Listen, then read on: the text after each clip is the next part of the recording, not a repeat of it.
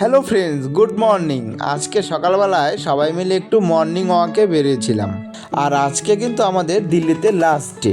আর আজকে সকালে বেরিয়ে যা দেখলাম, এখানে কিন্তু বেশ ভালোই ঠান্ডা পড়েছে। হাঁটতে হাঁটতে আমরা চলে গেছিলাম সামনেই একটা মার্কেটে। সেখান থেকে আমরা কিছু কেনাকাটা করে নিলাম।